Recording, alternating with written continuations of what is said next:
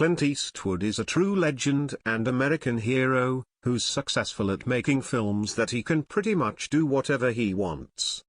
His newest work, called The 1517 to Paris, is based on the true story of the three Americans who stopped a terrorist on a train bound for Paris.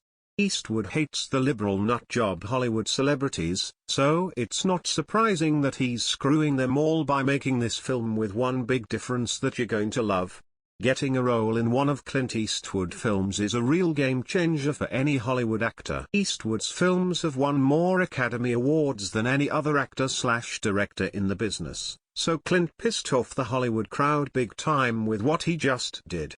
Instead of hiring any of the liberal snowflakes, who think someone like Rosie O'Donnell has got all the answers, Eastwood announced that the real-life heroes of the 1517 to Paris will be starring as themselves in the three leading roles of the film.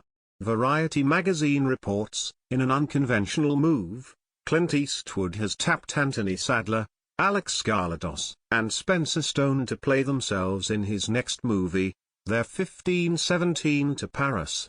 Most of those involved with the film are staying tight-lipped, but reports are saying Eastwood made this decision at the last minute. Can you blame him? With the Hollywood crowd so out of control with their anti-America leanings, why would Clint reward any of those idiots with such plum roles?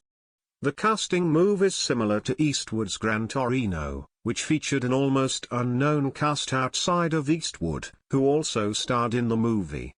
Following the news that this would be his follow-up to the box office hit Sully, Eastwood began a wide-ranging search for the actors who would portray the three Americans. The studio and Eastwood made their choices, but at the 11th hour decided to have Sadler, Skarsgård, and Stone portray themselves, reports Variety. Americans are rejoicing. So many of us do boycott films when we learn who is starring in them. This time, we can support real-life heroes who risked their lives in a very dangerous situation with an Islamic terrorist. Only Eastwood would be bold enough to make a movie where the bad guy is clearly a Muslim terrorist, and he can only do this based on his stellar record for making films that Americans love. The film, which began production this week, follows the lives of the three friends from childhood to the evening when they helped subdue the man who opened fire inside a train traveling from Amsterdam to Paris. Only a master director could pull off taking non-actors and teaching them in weeks what they need to know to act on the big screen, reports Fox News. With Eastwood's love of America and American heroes, he weighed in on Donald Trump during the campaign. Clearly, the interviewer was helping Clint would put the Donald down, but boy, was he wrong. Asked if he thinks frontrunner Donald Trump can win the nomination, Mr. Eastwood seemed unsure. "I don't know. It's an unusual thing he's done so far," he said of the business magnate. "I mean, he's done quite well, so we'll see where he goes. I think people are looking for somebody who's outspoken and who isn't afraid, and he seems to have kind of a fearless attitude. He's great." Clint Eastwood is a true treasure for Americans who can't find any Hollywood celebrities who reflect our conservative values. You would think those liberal loons would learn something from Clint.